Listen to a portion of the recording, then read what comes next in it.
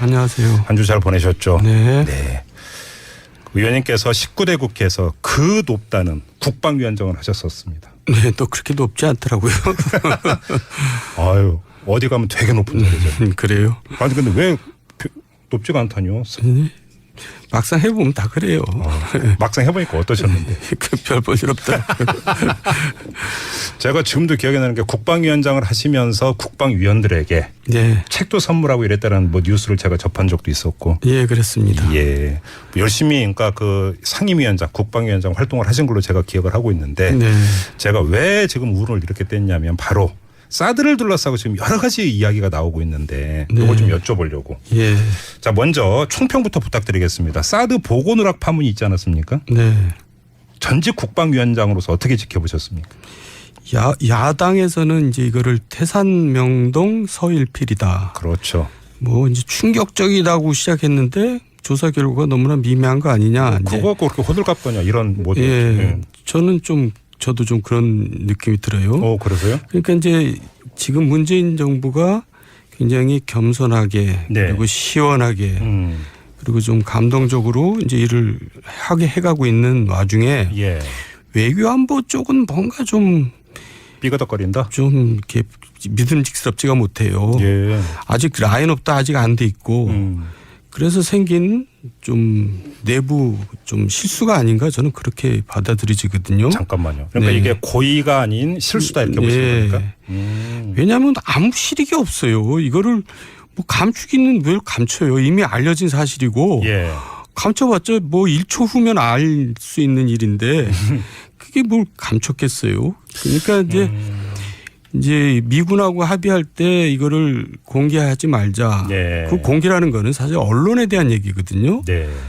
그러니까 그런데 이제 보통 우리가 문서로 만들면 이게 문서가 막 돌아다니잖아요. 그러니까 그렇죠. 이제 이게 일반에 알려지니까 거기서는 빼라 하고 뭐 구두 보고를 하려고 그렇겠죠. 그러다가 예.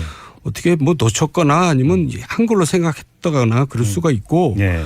또 보고를 받는 사람 입장에서는 그거 왜 어떻게 된 거냐.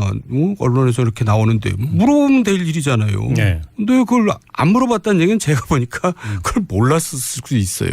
그래요? 예. 그러니까 우리나라 외교 안보의 사령탑이라는 사람들이 사드 발사대 사기가 국내에 와 있다는 것도 모르고 있었다는 얘기거든요. 그게 더 문제죠. 자, 그러면 예. 이런 또 그 발표가 있지 않았습니까? 그러니까 사기가 그 발사대 4기가 추가 반입된 사실을 황교안 대통령 권한 대행에게까지 보고를 했었는데 네. 새 문재인 대통령한테는 보고를 하지 않았다. 네. 자, 이 내용만 놓고 보면 이건 심각한 기망 행위가 될 수도 있는 거입니다. 그러니까 얘기하잖아요. 이미 처음이니까 보고를 했겠죠. 황교안 총리한테는. 예. 그리고 이제 언론에도 났단 말이에요. 물론 이제 육군에서는 이제 NCND를 했지만은 네. 군에서는 네네. 그러니까 당연히 알 거라고 생각을 한 거죠. 보고하는 사람들 입장에서 제 생각에는. 네. 그러니까 이제 구체적으로 물어보면 설명하리다 이러고 있었을 수도 있다 이런 얘기죠. 자, 그럼 또 하나. 그러니까 이 문건 형식의 보고서 초안에는 들어가 있었다는 거 아닙니까? 예. 근데 강독 과정에서 이게 삭제가 됐고 예. 위승호 등 국방부 정책실장이 빼라고 지시까지 했다는 거 아닙니까? 예. 그럼 이 행위는 어떻게 이해를 해야 되는 거예요? 그것도 설명했잖아요. 그러니까 우리가 보통 문건이라는 게 잘 돌아다니잖아요. 예.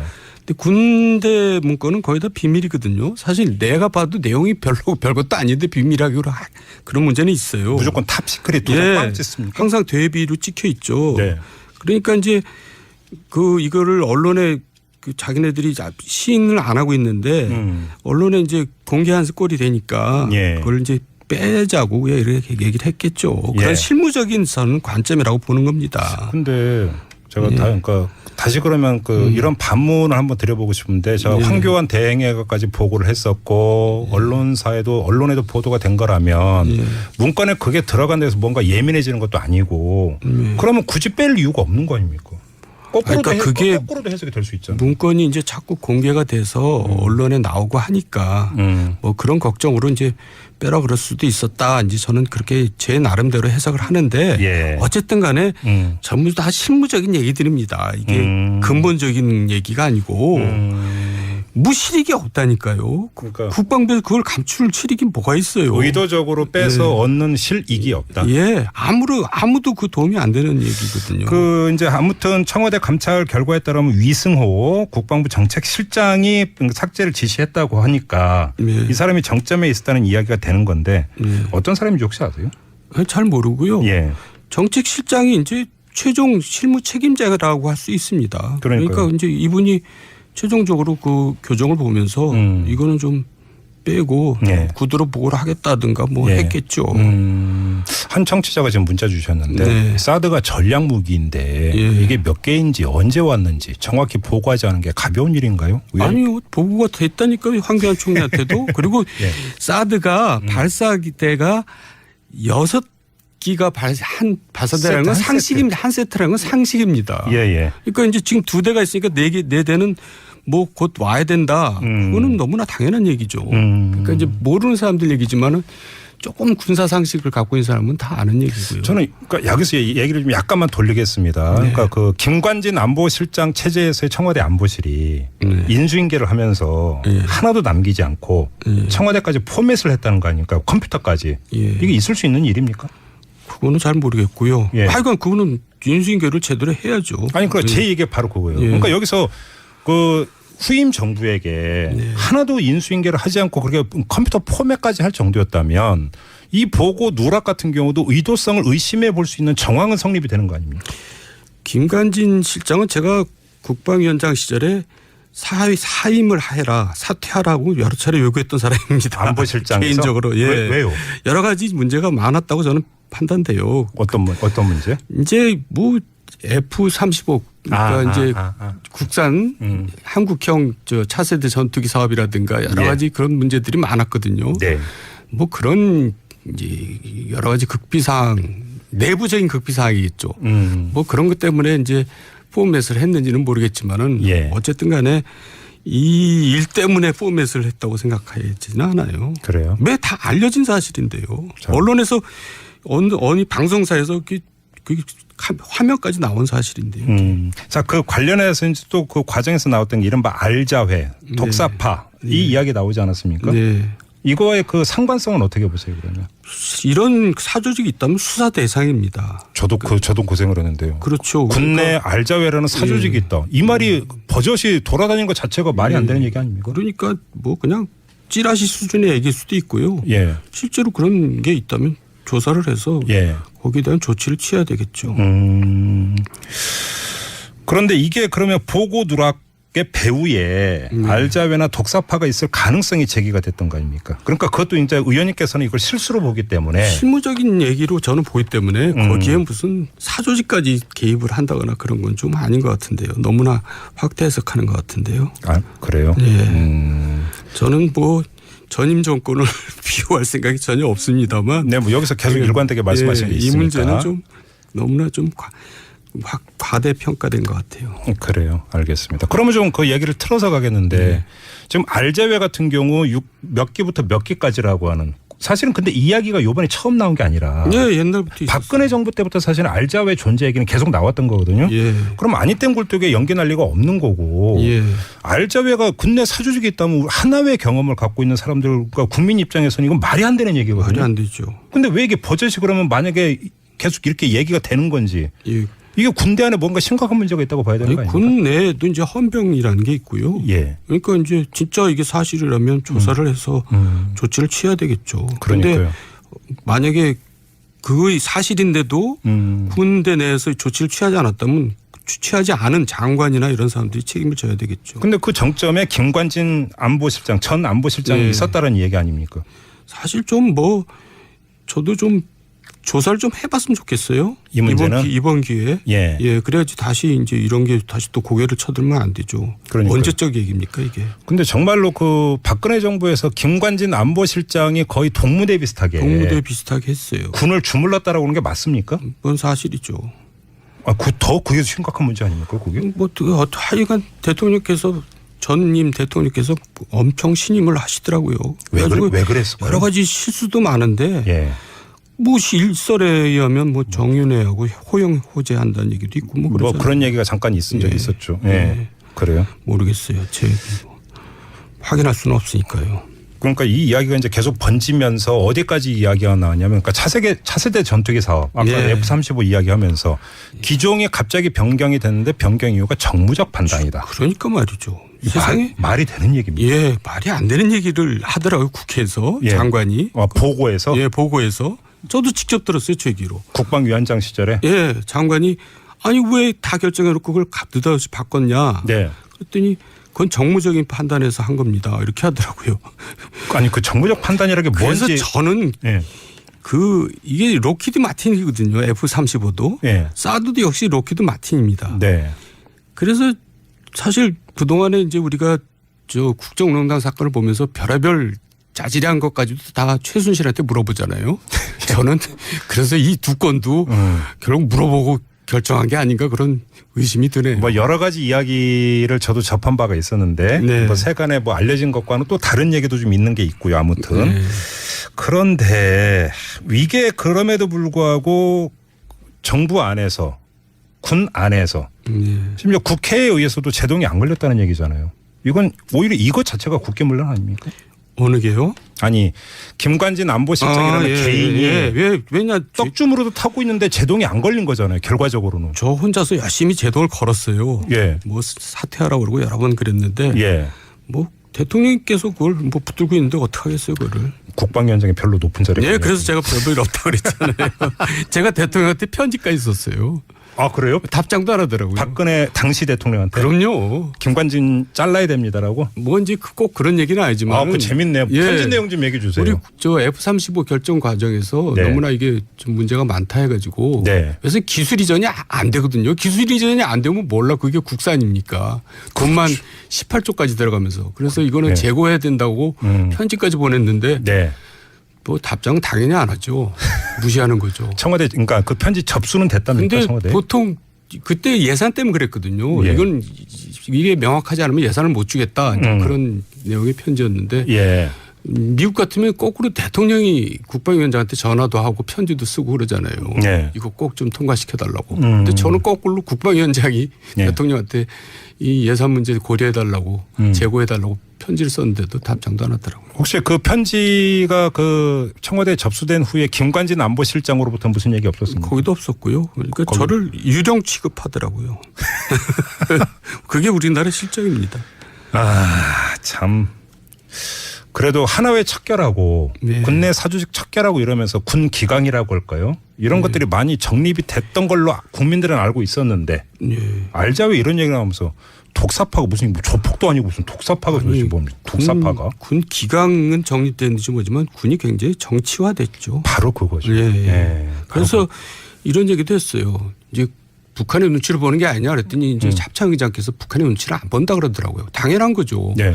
근데 적군의 눈치는 안 보는 건 좋은데 권력의 눈치는 보는 거 아니냐 그랬더니 아무 말도 못 하더라고요. 예. 그러셨군요.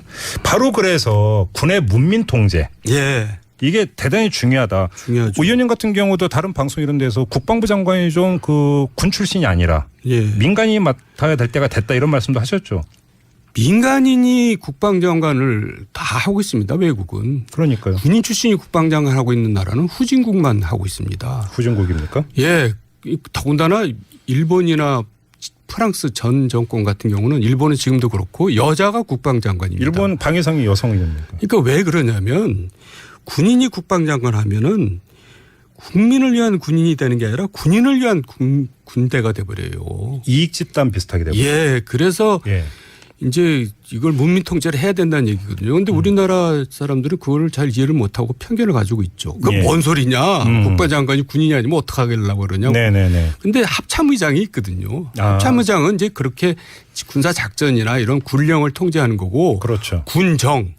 그러니까 이제 그 군정이라는 거 어려운 말이지만 어쨌든 군인들을 저기 정치적으로 예. 또 내지는 국민 입장에서 통제를 할 필요가 있거든요. 안 그러면 그냥 군대 위주로 가기 때문에 예. 제가 오죽하면은 국방부 갔더니 간부들 34명 중에서 31명이 육사 출신이더라니까요. 그러니까 군 출신일 뿐만 아니라 육사 출신이에요. 그러니까 예. 우리는 최근 군대는 육군 위주 군대가 아니라 거의 공군 위주 군대잖아요. 지금 전쟁 일어나면 그렇죠. 다 그렇죠. 뭐 포격을 하고 그래서 그렇죠. 전쟁을 끝내지. 그런데 지금 우리나라는 아직도 국방부 전체가 간부가 다 육사 출신으로 돼 있는 그런 나라입니다. 그러니까요. 그러니까 이걸 바꾸지를 못해요. 자, 그래서 그러니까 그 질문 안 드릴 수가 없는데 지금 국방차관 인사가 있었습니다. 네. 이 서주석 한국국방연구원 책임연구위원이 네. 차관으로 임명이 됐는데 네. 이 민간인 기용 아니겠습니까? 이건 네. 어떻게 평가하세요, 그러면? 이분은 사실 국방 전문가라기보다는 네. 대북 대화론자라고 알고 있고요. 또 이제 소위 뭐 자주파라고 그래요. 동맹파 자주파 그러는데 한미 동맹을 중시하느냐 아니면 네. 우리나라 자주 노선. 그러니까 좀 중국과도 우리가 교류를 해야 된다는 쪽이죠. 네. 그런데 이제 국방개혁하고는 어떤 관계가 있는지 저는 잘 모르겠어요. 그래요?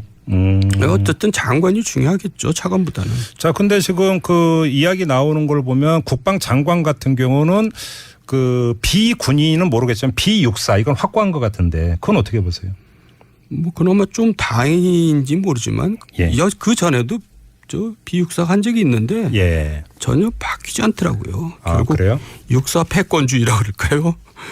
그게 그렇게 진짜 뚫기가 힘든가요? 힘듭니다. 그러니까 오죽하면은 그 간부 전체가 다 육사 출신이겠어요. 제 기억에 나는 게 노무현 정부 때 국방장관이 아니라 방위사업청장 네. 그걸 민간인으로 임명을 해가지고 그때도 상당한 이야기가 됐었는데 기억나십니까? 노무현 정부 때 이런 일도 있었어요. 도대체 대통령이 생각할 때 우리나라 남한 전략하고 북한 전략하고 어떤 차이가 있는지를 알 수가 없는 겁니다. 그럼 기본 그러니까 그거를 아닙니까? 비교를 해달라고 했더니 그게 국방과학연구소까지 내려갔어요.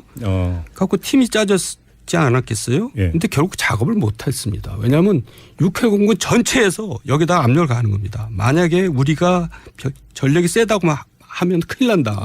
예산을 못 단다. 예, 이래가지고 결국은 결론을 못 냈어요.